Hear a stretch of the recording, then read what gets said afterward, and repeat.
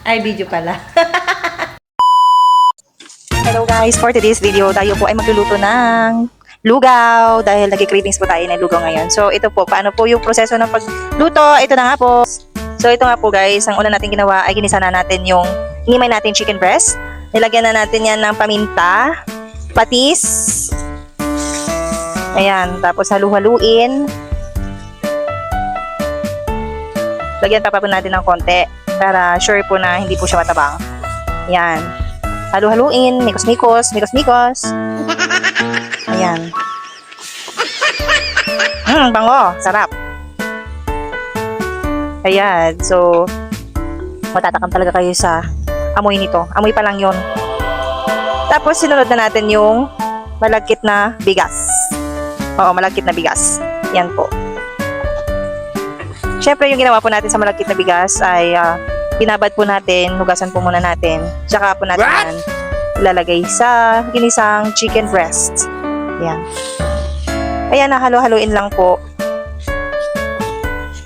ng ganyan. Ayan, tapos ilagyan na po natin ng sabaw.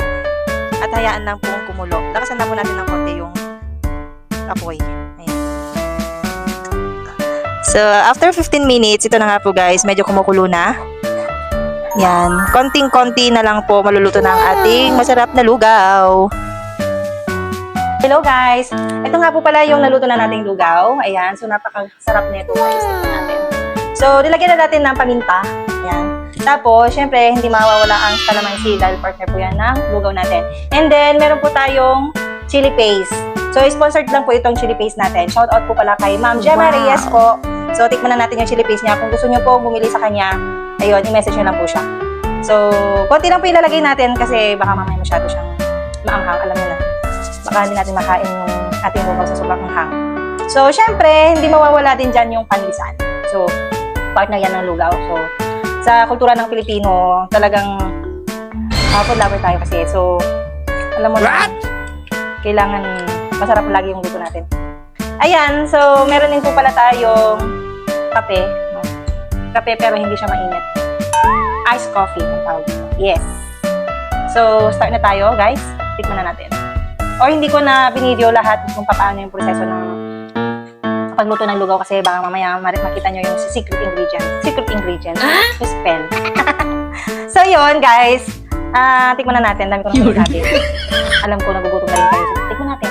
Isang subo para po sa inyo. Okay. Let's start. Yes!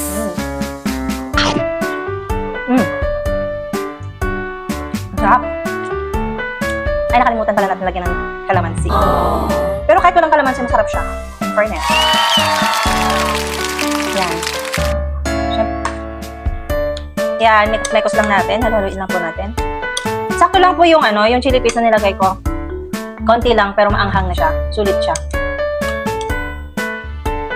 Pangalawang subo, syempre sa akin na to. Ang sarap. Tapos, lalagyan natin ng kasabay natin ito ng pandesal. Tapos, ang maganda dito sa pandesal, bagong luto. Ito na yung bagong natin ngayon. Bagong version. Wow! Papalaman natin yung lugaw sa pandesal. Ito natin. Masarap din. Try na to guys. Masarap. Hindi mo na kailangan ng palaman, no? Kung ano pang palaman mo. Ito lang, sapat na. Sarap.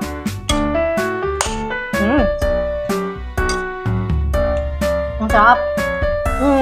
Kain tayo. Sarap talaga. Wow. Para makakalimutan ko na yung pangalan ko dito.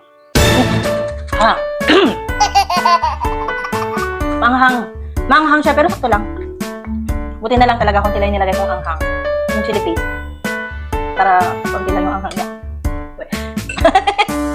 Oo, konti lang naman talaga yung nilagay ko eh. Masarap yung chili paste ha. Ate Gemma, thank you. Perfecto sa sa siomai din. Yung chili paste.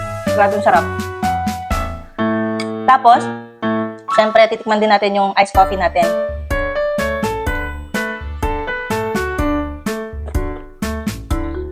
Masarap. Masarap din. Perfect na perfect. Perfect! Ayan, perfect. Ang sarap na.